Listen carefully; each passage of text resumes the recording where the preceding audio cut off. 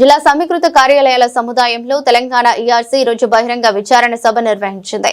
కార్యక్రమానికి హాజరైన Telangana ERC chairman doctor justice D Nagarjuna, K Raghu, ERC technical విభాగం సభ్యుడు సిహెచ్ శ్రీనివాసరావు, ఈఆర్సీ ఫైనాన్స్ విభాగం సభ్యులు వినియోగదారుల నుండి సమస్యలను విన్నవిన్నారు. విద్యుత్ వినియోగ టారిఫ్ రేట్లలో ₹1 తగ్గించాలని CESS chairman Chikkala Ramarao ERC సభ్యులకు సూచించారు.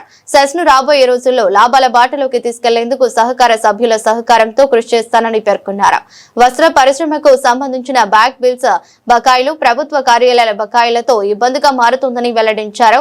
నాణ్యమైన విద్యుత్ ను అందిస్తూ వినియోగదారుల మన్ననలు పొందుతున్నామని తెలిపారు. ₹1 టారిఫ్ తగ్గిస్తే దీన్ని బ్రహ్మాండంగా తీసుకుపోతాం సార్. ఎందుకంటే తగ్గియకున్నా దీన్ని బ్రహ్మాండంగా నడుపుతాం. 30 కోట్లకు తీసుకుపోతాం సార్. ఇంకా రాబోయే 2 సంవత్సరాల తీసుకుపోతాం సార్. మీ సహకారం ఉండాలి సార్, అందరి సహకారం, ప్రభుత్వ సహకారం ఉండాలి. ఒక్క సబ్సిడీ మాకు వస్తుందా సార్?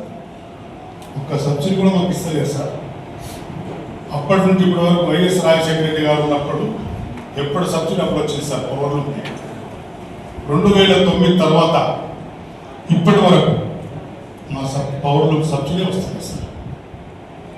గవర్నమెంట్ ఆఫీసెస్, పంచాయతీరాజ్ కానీ, మున్సిపల్స్ కానీ, మిగతా అన్ని ఆల్ గవర్నమెంట్ సెక్టర్స్ ఇప్పటి వరకు బిల్ లేదు సార్. 2 మున్సిపాల్లో 7 కోట్ల వరకు 7 కోట్ల వరకు ఇవ్వాలి సార్. తీయడానికి పోతే మమ్మల్ని రాణిస్తారా సార్?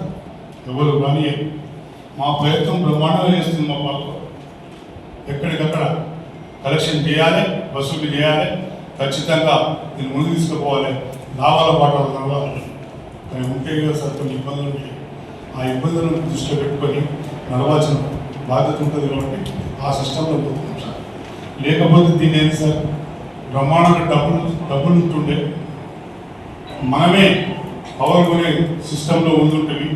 పవర్ దాన్ని ఏమంటారు సార్, మన పిఎం కుసుమ్ కానీ, సూర్య గారు కానీ, ప్రైవేట్ సంస్థలు కూడా పెడతారు సార్. మా దగ్గర కూడా 4 యూనిట్లు వచ్చినాయి సార్ పిఎం కుసుమ్ నుంచి. గవర్నర్ గారు, మాజీ గవర్నర్ విద్యాసాగర్ గారి గ్రామంలో 4 మెగావాట్లు, అదేవిధంగా బోయినపల్లి మండలంలో అక్కడ కూడా 2 మెగావాట్లు వచ్చింది సార్. ఆల్రెడీ టెక్నికల్గా వాళ్ళందరూ చేశారు, వస్తున్నాయి సార్. ఇంకా 2 యూనిట్లు అవుతాయి సార్ పిఎం కుసుమ్. సూర్య గారు అయితే అందరికీ పర్మిషన్స్ ఎక్కడ కూడా మేము ఆపుతలేము. మా పాలకవర్గం నిర్ణయం తీసుకున్నట్టు ఇస్తున్నాం సార్. గవర్నమెంట్ బకాయిలు రాక మనకు ఇబ్బందులు పడుతుంది సార్. మాకు కూడా 700 కోట్లు రావాలి సార్. 700 కోట్లు రావాలి సార్. మేము 600 కోట్లు పెట్టాలి. ఎందుకు సార్? తారీఖు ఒకటేసారి చెప్పినందుకు ఈ అమౌంట్ ఇంత పెరిగింది సార్. సర్చార్జెస్ లేదు సార్. 500 అసలు ఉంటే సర్చార్జీలు 600 కోట్లు ఉంది, 1100 కోట్లు ఉన్నది. మరి 700 కోట్లు మాకు రావాలి సార్. సర్చార్జ్ చేసుకోకపోతే మాకు కూడా 1500 కోట్లు రావాలి సార్. ఈ 1500 కోట్లు చెప్పుడు ఎవరు? 1100 కోట్లు బకాయింది ఎట్లా నడుస్తుంది అని చెప్పి మాట్లాడతారు సార్. ఇది సరైన పద్ధతి కాదు. కాబట్టి దయచేసి ఇవన్నీ దృష్టిలో పెట్టుకొని మీరు కూడా మాకు సహకరించాలి. ఈ సహకార సంఘాన్ని మనందరం సహకరించుకుని ఈ సహకార సంఘాన్ని కాపాడుకోగలుగుతాం. కాబట్టి దయచేసి ఎవరు కూడా అపోహలకు పోయి అనవసరమైన మాటలు మాట్లాడి సంస్థలు ఖరాబు చేసే పద్ధతులు చేయకండి.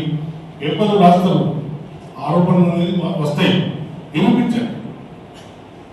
ఇక్కడ ఏది ఖండించినప్పుడు కోర్టు పోతారు. కోర్టు ఏం చేస్తారు సార్? 350 కోట్లు అవినీతి జరిగితే ఉంటుందా సార్? దాన్ని చూస్తారు, అందరూ కలిసి చూస్తారు. ఎవరెవరు విడిచిపెట్టారు? రూపాయలు జరిగినా, అవినీతి జరిగినా ఎవరెవరు విడిచిపెట్టారు? కాబట్టి దయచేసి మీరందరూ కూడా ఈ సంస్థను ముందుకు తీసుకుపోయేటట్టు సూచనలు ఇవ్వండి. ఆ సూచనలు తీసుకొని ఎక్కడ ఇబ్బంది కాకుండా అన్ని వరుసకు బ్రహ్మాండమైన సేవలు అందిస్తామని మా పాలకవర్గం తరఫున మీకు తెలియజేస్తూ, అదేవిధంగా మీ దృష్టికి వస్తే కూడా మీరు చేసిన మీరు ఏమైతే మమ్మల్ని అడిగారో అవన్నీ కూడా రాబోయే రోజుల్లో ఇంప్లిమెంట్ చేస్తామని సార్ చైర్మన్ గారి ముందు చెప్తూ అవకాశం ఇచ్చినందుకు మీ అందరికీ మరొకసారి ధన్యవాదాలు తెలియజేస్తూ సెలవు తీసుకుంటాను.